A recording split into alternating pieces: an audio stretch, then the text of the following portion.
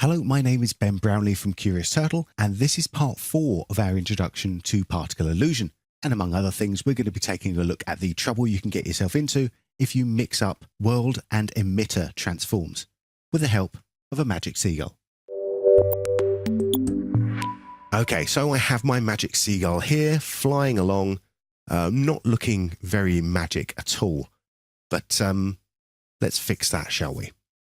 Now I'm going to need some motion tracking data for this particular effect. So I'm going to come into my transforms. I'm going to be transforming both the world and the emitter. So I'm going to be using world plus emitter.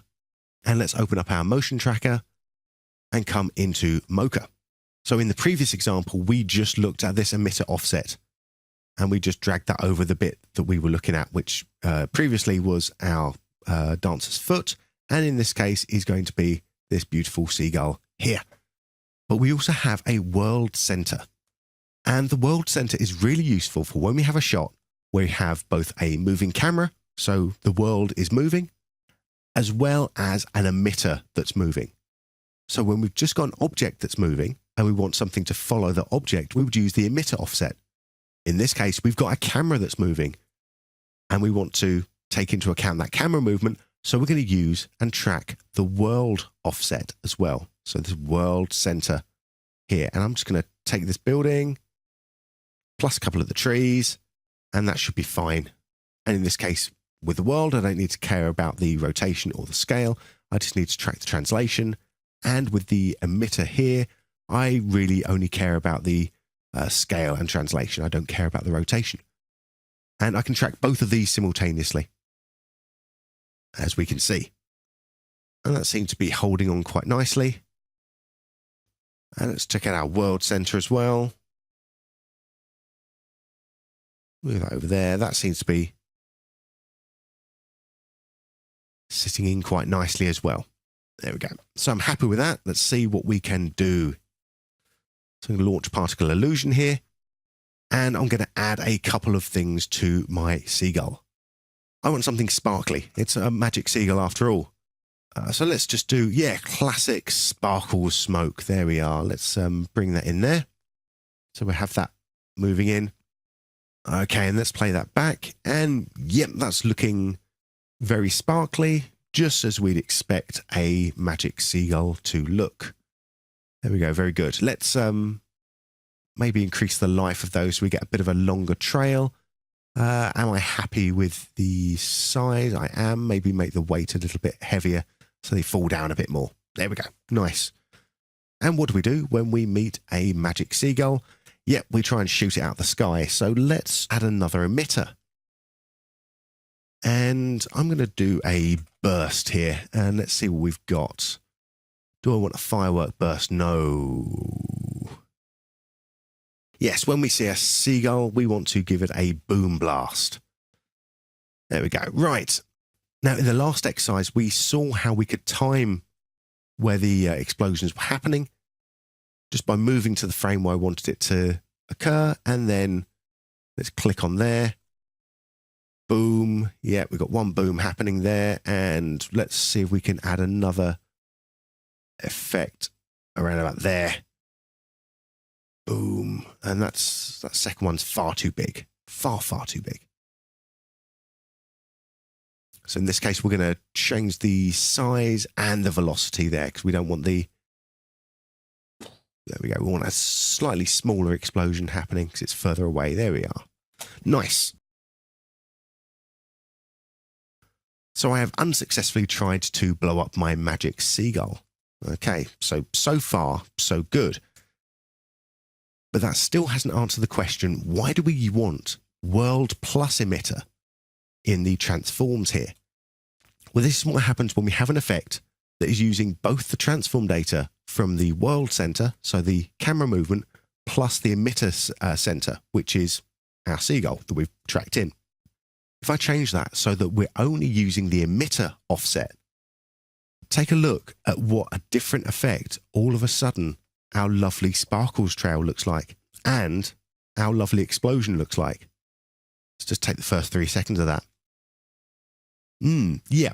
So without that world transform data, what's happening is that particle illusion doesn't know that anything else is meant to happen with these particles. It's tracking in the emitter, but there's no other movement to it. Similarly, if we just had the world transform happening, we'd be tracking in the camera movement, which could be quite interesting for making some sort of firework effect. But we get a little bit too close to blowing some stuff up that we don't want to blow up. So again, that's a very different effect than the one we want. Now, in this case, we've got two different particles doing different things. I actually quite like the explosion just exploding in place because that's what it would do. But I want the trails, obviously, to follow my magic seagull around. So what do we do here? There's actually an easy way of doing this. Let's pop into particle illusion. And as you can see, I've got my three emitters. I've got my two boom blasts. And I'm going to turn these off. So I'm going to hide them. I could delete them, but actually I'm just going to hide them for now. You'll see why in just a second. And I'm going to hit apply and come back into After Effects. So now I have my sparkles. And because these sparkles are going to be tracking along with the seagull and the camera, we do world plus emitter. So far, so good. That's looking great. I'm just going to duplicate this particle illusion here. In a second, let's call this one particle illusion trails, and we'll call this one particle illusion explosions. And I'm going to launch up the particle illusions under explosions here. And I'm going to do the opposite of what I did previously. So I'm going to turn on and show my boom blasts. And I'm going to turn off and hide my sparkle smoke. There we go. Okay, so let's hit apply on that. Now these boom blasts, we actually only want to have them exploding along with the camera. We don't want them to follow along with our seagull tracking. So what do we do with our transforms? Yeah, we just go transforms world, and let's just offset these up a little bit. Go back to where the explosion started, which is around about there. There we go. There we go. We got our first explosion happening nice and happily. And let's have a look at our second explosion. And I can even just come into my particle emitter and move the emitter to where I need it to be as well there. That's actually a little bit easier than offsetting the world, especially when we've got multiple particles. So let's do a quick round preview on that and see what we've got. And there we have it. We have the best of both worlds. We've got our trail that's emitting from our magical seagull, and we have the explosions looking proper. So staying in place and exploding just as they would do if we're firing a real flat cannon. And that's going to conclude our quick start into particle illusion. And there is a lot of stuff we haven't touched in here. With the thousands of presets we have available to us, including little graphic elements that we can start to use for UIs, as well as natural effects like fire and fog and dust. There's a lot of stuff to go through. Now, currently there are a few limitations with these presets. For example, we can't actually change the sprite that comes in with these presets yet. That is something that is being actively developed. But as you can see, with all of these presets that we have available to us right now, there's a lot of stuff that we can do just with these, plus all the options that we have in changing up stuff within the properties themselves here. That's going to keep you busy for a good long while. Now, I hope this has been useful for you in giving you a certain insight into what we can achieve with particle illusion in a brief amount of time. And I absolutely encourage you to have a little look and start to explore and play around with what you can do within particle illusion. Because not only is it very useful to see what the options are available to you, it's actually a lot of fun as well. My name is Ben Brownlee from Curious Turtle, and I'll see you again soon. Thanks for watching, and be sure to go to borisfx.com to download a free trial of Continuum Complete, where you'll find particle illusion. Also, subscribe to the Boris YouTube channel by clicking on the link above to stay up to date with the latest information and training materials on all the Boris FX products.